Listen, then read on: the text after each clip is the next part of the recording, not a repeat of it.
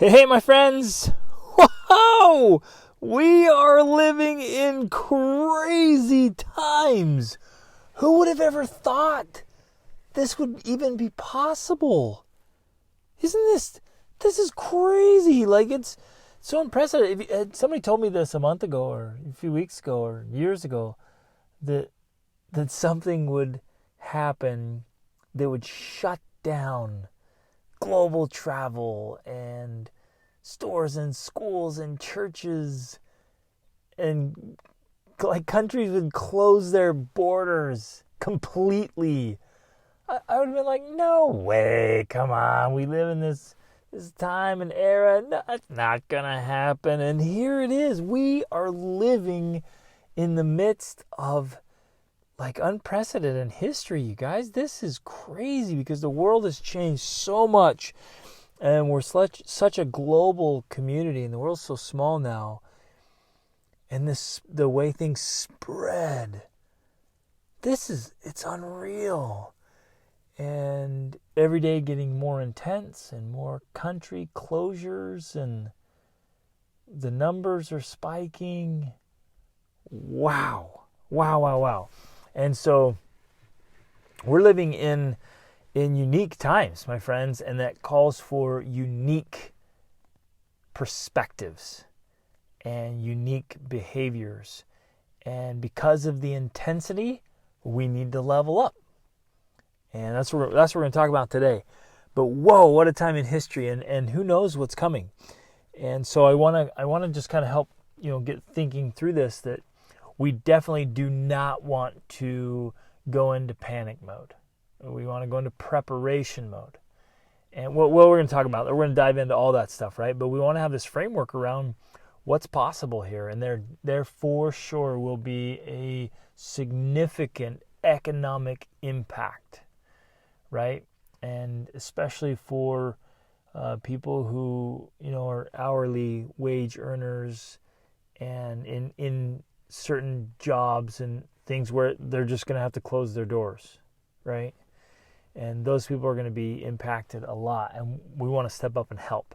But let's dive in. So here's how I want to start with the story. Rachel and I, the other day, for our date, we usually go out to a restaurant for our dates, and maybe to a movie or something every once in a while.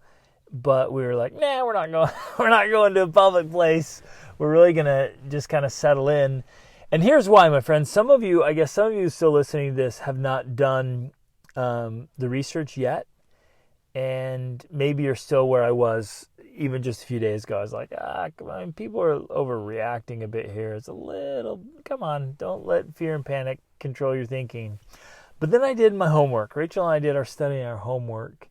And this is, we went to try the best sources we could find, the medical experts and the scientists, these brilliant people who understand this stuff. And we heard it, straight from them, read their reports, saw the graphs, and it's pretty serious. It's a big deal. Not that we're afraid of our own illness or death, right? Because as far as I have read, like children, teenagers, they're surviving, right? They're having minimal symptoms. Same with people who are healthy, right? Good healthy condition, very minimal symptoms. So the concern isn't that we would catch it. That's not my concern. If my family got it, all right, we'll be all right. We'll just get over it, right? We're healthy and strong. The concern is how rapidly this thing spreads, and then when it grabs hold of people who are in poor health or who are elderly, then it's taking their lives at much higher rates. The mortality rate for the elderly and those who are struggling with, like, especially respiratory problems or immune system problems, that's a lot of people, and we love those people, and we don't want them to be affected or harmed or to go through this. And we definitely don't want it to get to a level where our medical system is just overtaxed because it can't help enough people. and they have to start doing triage. Like, we don't want to get there. And so the big concern is, let's be super respectful and loving and kind and thoughtful and considerate to others, as this thing might spread like crazy. And that's the thought we're kind of thinking of. But so instead of going out to a restaurant, Rach and I decided to drive around Georgia, and we went north, and just wanted to drive around through the countryside.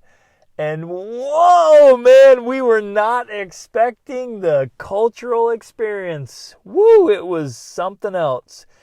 We ended up driving for miles and miles, kind of through backwoodsy Georgia, and we were on, and Rachel and I, you guys, I've been in 45 countries, and I have purposely sought out some of the poorest areas on earth and walked through those pathways and roads and been in those homes and with those wonderful people. And so I've seen some pretty rough living conditions. It was fascinating that within, not too far of a distance from where we live, and I would guess from where you live, there are people living in deplorable conditions. Super sad. We saw trailers, hundreds of them. These old trailers looked like the trailer looked like it was dead back in the 70s, and they're still living in it. And it's such a tragedy. I just remember thinking, if these good people only knew that they could get out of this, if they only understood that they have a choice, there's something they can do about this, and that in life we often get what we tolerate, if we're aware of it, right? Sometimes we're not even aware of it, but they get what they tolerate, and it's like, if you raised your level of tolerance, it would change things. You have a choice here to respond. The problem is that most people, including us, you and me, we aren't always aware of our level of victimism, is what I call it, right? And getting out of victimville. I've done other podcasts about that. We're not always aware of that. And if we don't know, and we aren't aware of that situation, that scenario, that unique circumstance, then we just think, well, this is the way things are, and there isn't really anything I can do about it. And that's my message for you and me today, that we have a choice. We get to choose our response to what's happening. Right? Now, we may not choose the circumstances, and like they are closing down countries that I want to go visit, and they just shut those things down. In fact, today, a couple more countries closed their borders. In fact, grounded all of their airplanes in and out. Nothing. If you're in that country, you're staying put. And if you had plans to go, you're not going. They're not letting you in. And it's happening more and more. So we wouldn't choose the circumstances, but we always have a choice in how we respond. And this is my message. Like this COVID-19 craziness, it's affecting all of us. But that is where we have the choice. There's this moment, this space where we get to choose what we'll think, what we'll say, what we'll feel, what we'll do. We get to choose the example we're going to set for our children, for our friends, for those we lead. Like, we have so much we can and must control. We can control our thoughts, our words, our actions, our kindness, our optimism, our outlook, our hope, our hustle. It's all within our power. We have way more power than we think we do. And sometimes, we think, well, no, I don't play the victim. I'm rolling along, I'm leading my life. And then something like this happens and we're like, all is lost. I can't do anything, right? And we kind of throw this dark cloud blanket over all these things we still can do, saying, we can't do anything. And it's interesting. It's like, well, yeah, there's, out of respect, there should be some social distancing. We should just keep a little space here so we're not sharing possible illness between people, but the outdoors are not closed, my friends. People are like isolating themselves in their house and they're like, I can't leave or do anything. And yeah, they've shut down like social things, but to get outside and walk and play and hike and ride your bike and talk to your neighbor from a distance. And in fact, it would be wise, I think, that we go local and we actually talk to our neighbors and make sure they're doing okay. And maybe go knock on the door and then step back a little bit and say, hey, just want to make sure everyone's all right. And this is the point where the tolerance comes in, right? Where we establish clear lines for ourselves of what we will do and what we will not do, and what we will tolerate and what we will not tolerate.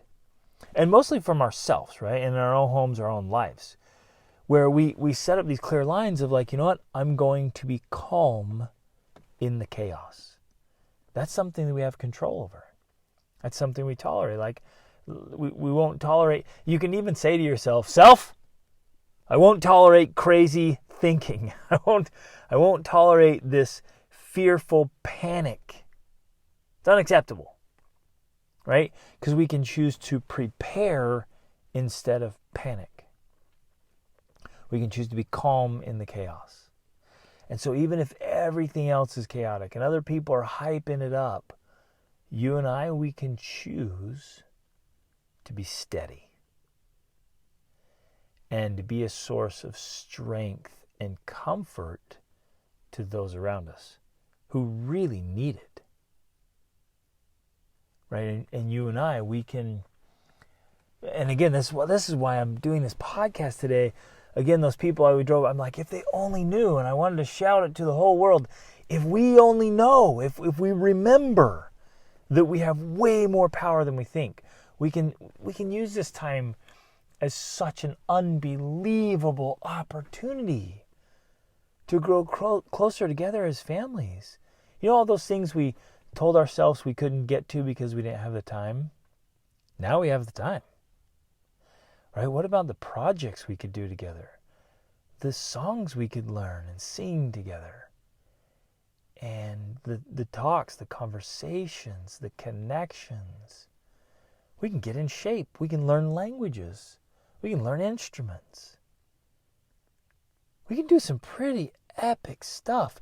And that's that piece that I think sometimes we just go, we're victims here. And I'm just going to sit at home and be miserable. And we're all have each other by the throat and hopefully survive this. And I'm like, no. We don't tolerate that. Right? That's we raise our level of tolerance. We're not going to just survive. We're going to thrive.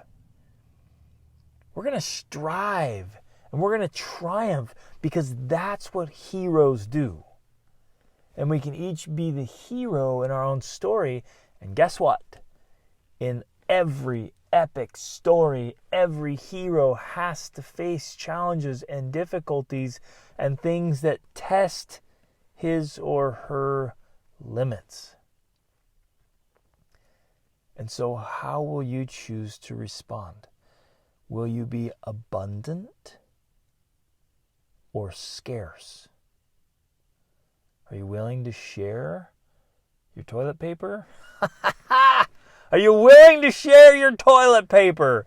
I mean, there's good people that don't have enough toilet paper because of hoarders. Right? Oh my goodness. Are you willing to share your money? If you've been blessed with enough money, I promise there's going to be some people who are hurting financially because of what's happening. Are you willing to share your food? There might be some people that can't get enough food. Are you willing to share your confidence, your optimism, your hope, your love? Are you willing to just turn up that love knob, the compassion, the consideration, the thoughtfulness? Are we willing to band together, find creative ways to serve each other and help each other still?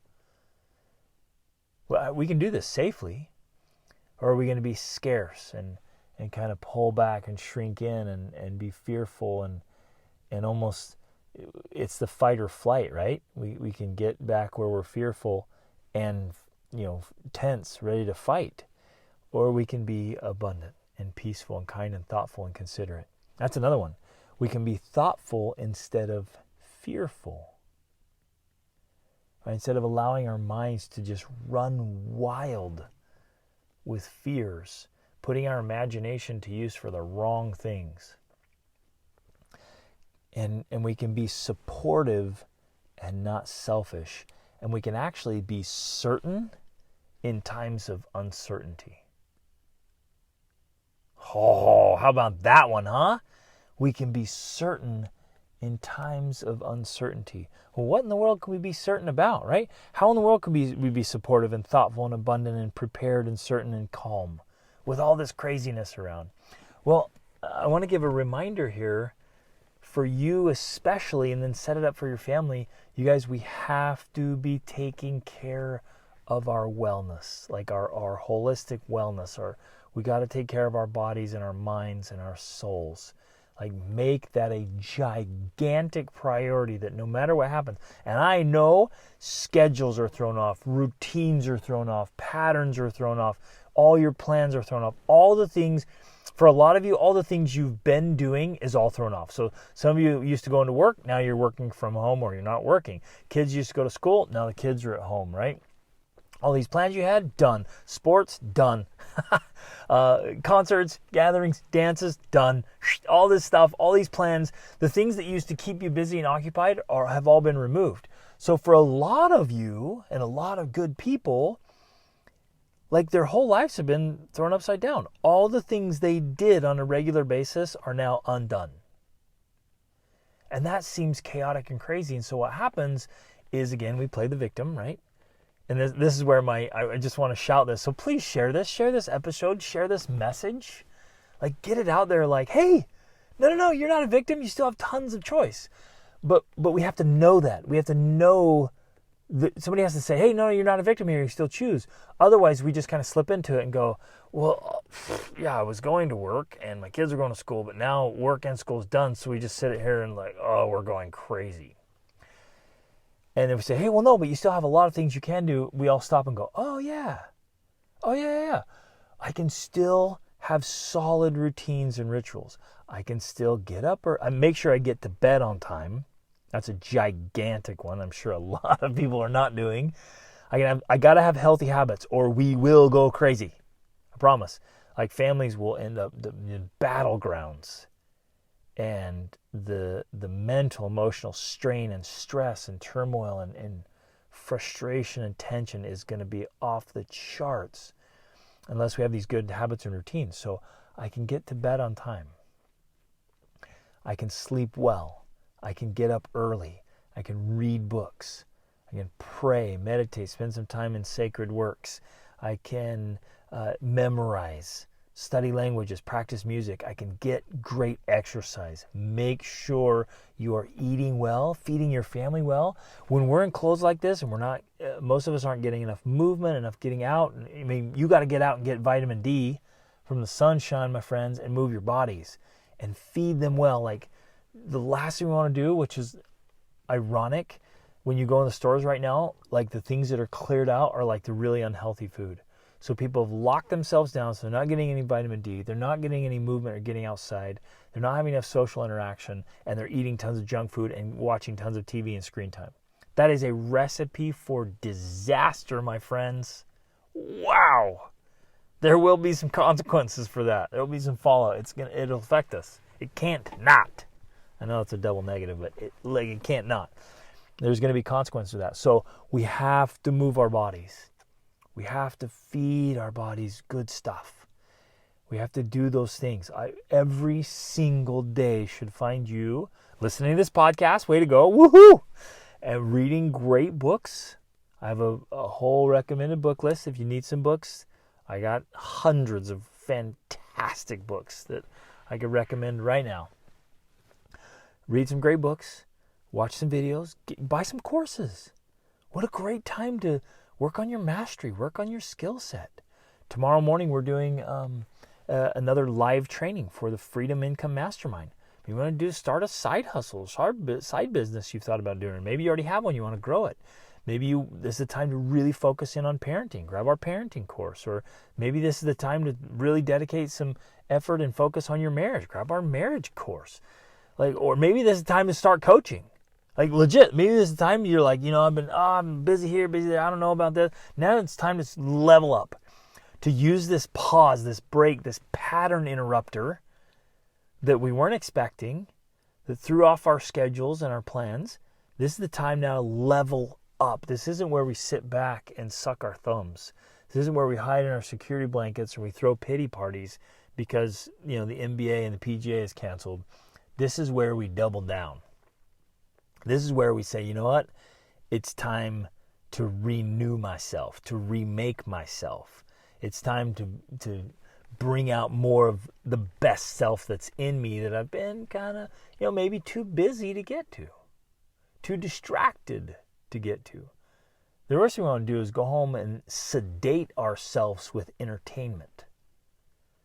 And so we just sit back in this slumpy survival mode when we could be capitalizing on the time to level up our knowledge and our skills and level up our entire lives. Man, I love that idea. Let's use this time to be better. So when we come out on the other side of this, whether it takes weeks or months, when we come out on the other side of this, we're better. We're sharper. We're in fantastic shape. We have more knowledge, more skills. We got our edge back. We can go back to work. Or, a lot of you are still working. You're going to keep working every day, and that's fantastic. But you can get better at it. You can refine yourself. You can create yourself. Man, I love this stuff. This is a fantastic opportunity. We have the opportunity, the power, the privilege, the responsibility to choose how we respond, right? The responsibility. Isn't that beautiful? We have the ability to respond and choose how to respond. And that's what leaders do. So let's take this, let's look at it as an opportunity for ourselves, for our families, for the people we can influence, and let's level up. Oh, I love this. Every day. This is training, right? More training. Because again, I'm going to keep saying this. You guys, we are not going to rise to the level of our expectations here. We're going to follow the level of training. So let's raise the level of training. Get in, make this happen. Train for greatness. Love you guys. Reach upward.